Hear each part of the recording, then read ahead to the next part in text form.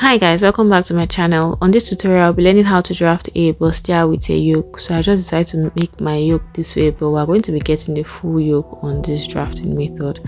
First of all, I've gone ahead to mark out my chest line, my bust point, my under bust, and then my half length, then my blouse length. So this is my front blouse length. You know, the front is usually longer than the back. So I'll go ahead now to mark my half of my shoulder measurements, and then I'll bring it down to my chest line, and then I'll reconnect with a straight line. So after that, I'm going to be marking my neckline using the standard of 3 by 3. Now you can use whatever neckline you want for your yoke, but I'm not just going to be using the full yoke, so that's why I just stuck with the 3 by 3.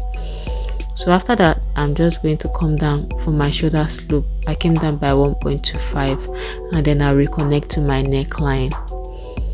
Now I'm going to be marking my nipple to nipple points. Now I'll mark my nipple to nipple points and rule it all the way down to my blouse length.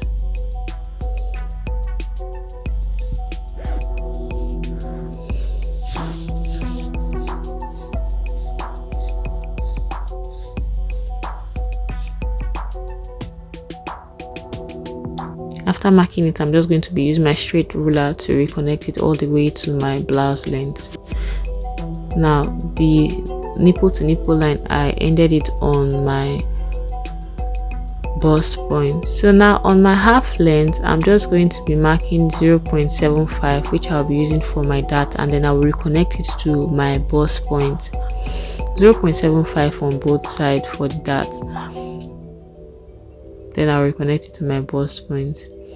Now you notice I came down by half of an inch from the bust point line because I did not want it to be too sharp by the time I want to do my under bust contour. You understand what I mean by the time I'm doing the under bust contour. Now I've already reconnected my dart to my blouse length as well. Now for my shoulder, I'm just going to divide it into 2, and then I'll reconnect it to my bust points. And then I went up also by half of an inch, and then I reconnected to the half of an inch as well. So I went up by half of an inch, I came down by half of an inch. Now on my under bust, I'm going to be doing my under bust contour. For this part, I'm going to be using 0.75, while on the inner part, I'm using 1.25 to enable it to have enough contour. But you don't want it to be too tight on this part. If the person is not busty, please use half of an inch on the front side, then use 1 inch or even 0.75 on the other side. Depends on how busty the person is. But for this one, I'm just using 0.75 on this front side, and I used 1.25 on the other side. Now notice I went up by half of an inch on my nipple point, and it's not too sharp. Now for my chest line, for the over bust contour, I'm using 0.75 on both sides.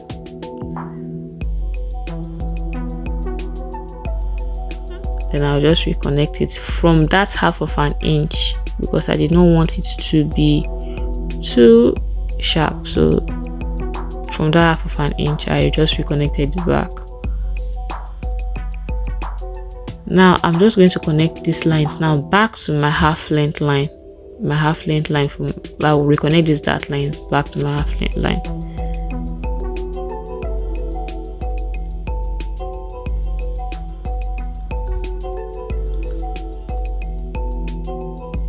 And this is all. Now I'm trying to get I'm just trying to get my measurements correct now by the time I'm done with the over bust and under bust contour. Now notice I held my tape to where I had the first dart, then I took it and then I measured what I have left.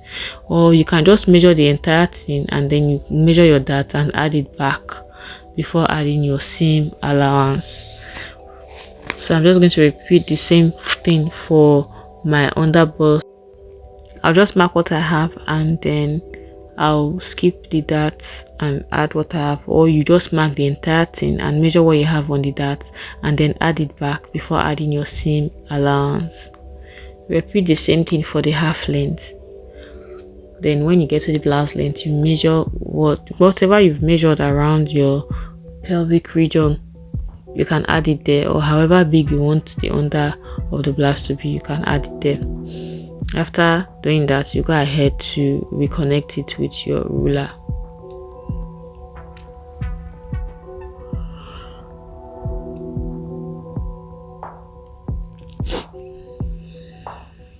Now I'll just reconnect this side with my ruler, the straight side of my ruler, and then I'll reconnect this side with the curved side of it. Now for the side, I'll be going up by 1.5, and then I'll reconnect it with the sides of the curved side of my ruler. Now I'm going to be doing my armhole curve. Now I'll divide my armhole into 2. I'll go in by 0.5, and then I'll just reconnect with a straight line, and then I'll continue with a curved line to the original armhole, to the original bust measurement, to the initial first bust measurement. I'll just reconnect it this way.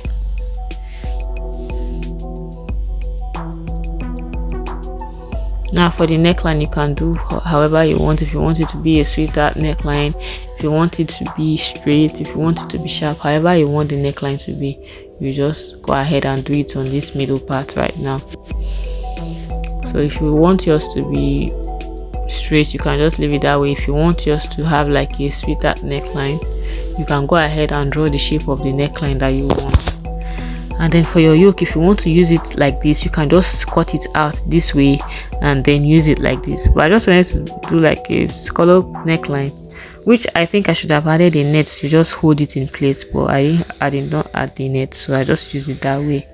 But if you want to make yours that way to help it hold firm, I think you should add a net on the middle of the yoke. So now this entire thing is the front yoke. Now it is up to you to do with it however you want. So like I said, I wanted mine to be like a scallop neckline. So I'll just go ahead and draw the shape from where my neck line starts.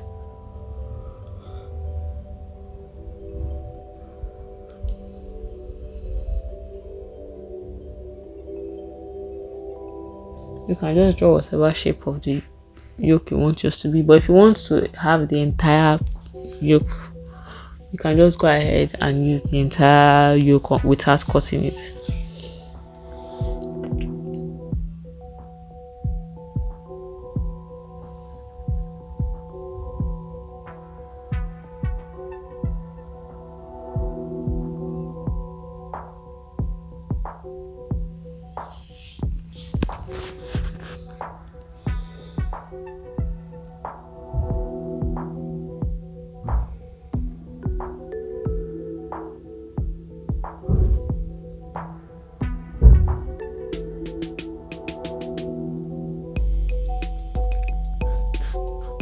I just went up by half an inch so that I will take away any excess from there.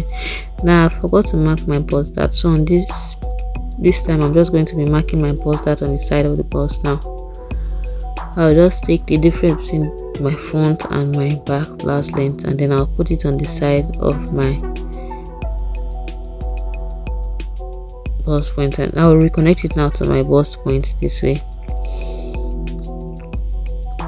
So you can just close it by the time you want to transfer it to your fabric, or you can shade it so you know that part is going to be closed. Now I've separated the front. I'm also going to separate the front yoke from the main bodice. I just want to go ahead now to close the bust dart first of all, and you can tape it down or hold it with a pin by the time you are done closing it. And just make sure to roll the lines so that they will align, so there will not be a shortage.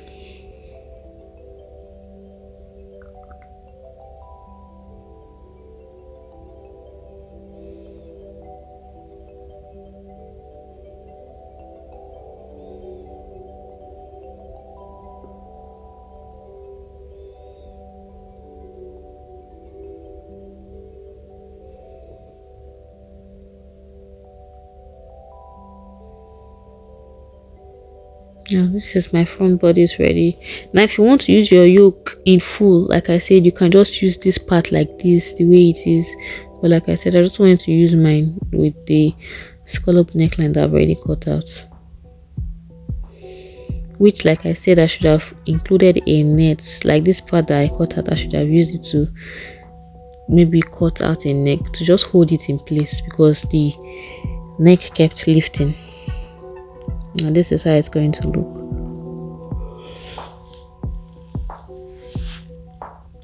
Now I'm going to draft the back neckline. I'll just use my 3 inches by 2 inches. So I'm just going to mark out my shoulder and bring it down to my chest line like I did for the front as well. Then I came down my shoulder slope and reconnected to my neckline.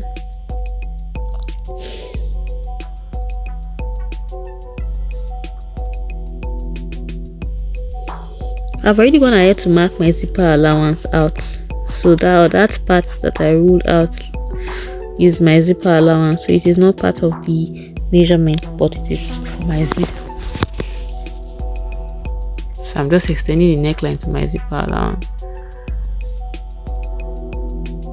Now I'm just going to add half of my 1/4 of my bust measurement, and then I'll add my seam allowance.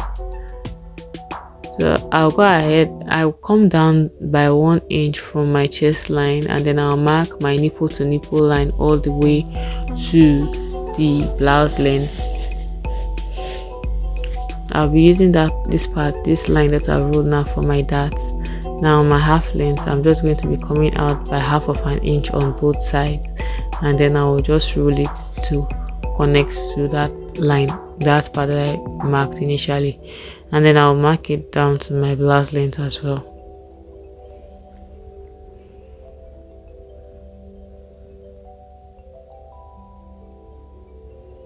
Now I'm just going to be adding 1/4 of my waist measurement. I'll mark what I have for my dart as well, and then I'll mark my seam allowance. I'll also mark what I used for my pelvic region. Then I'll reconnect just the way I did for the front, and then I'll go up by 1.5 like I did for the front and reconnect with the curve of my ruler. Now I'll just go ahead and divide my armhole measurement in 2, go in by half of an inch, and then connect with a straight line first. Then I'll use a curved line to connect to the original bust measurement. And then you can make yours, if you want to put a yoke, you can make yours as low as you want your yoke to be. If you want to use the back in full, you can use it in full as well, but I already have what I've used for the front, so I'll just use it for the back. I want the back to have a yoke, but the type of yoke that I use for the front as well, just the same way I did for the front is the same way I'll be doing for the back. All you have to do, if you are going to use this type of yoke, you just make sure you label the one for the front and the one for the back separately. By the time we are sewing, you understand how I will join this together. I'll put the sewing tutorial, I'll put a link in the description whenever it's ready. Now I'm just going to go in by half of an inch for my waist measurement for the parts where I'll be fixing my zip, to just help to avoid a zipper bulge.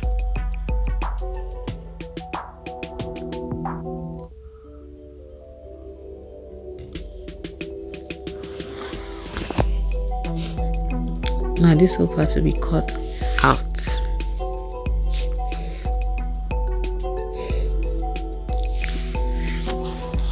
Like I said, if you want to use your back in full, then you don't need to cut out any yoke. You can just go ahead and use it in full. I didn't want to use mine in full. So now this is the back. I'll just go ahead and cut it out. Make sure that by the time you've cut it out, you label all the parts appropriately, because sometimes it might, by the time you've cut out that, it will get confusing.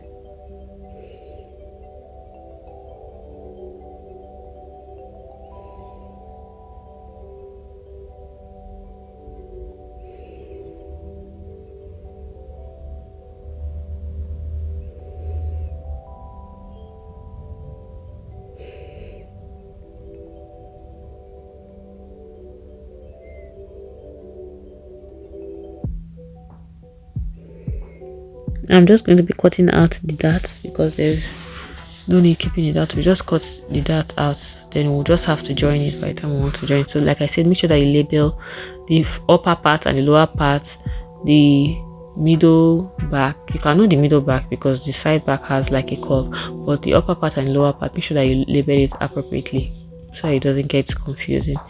No, by the time we're done sewing, this is what we'll be having. By the time we've started sewing, I'll be putting the sewing tutorial link in the description by the time it's ready. So this will be the this will be the final product of the bustier. Thank you for watching, guys. Please kindly like, share and subscribe if you enjoyed this tutorial. I'll see you in my next one. Bye.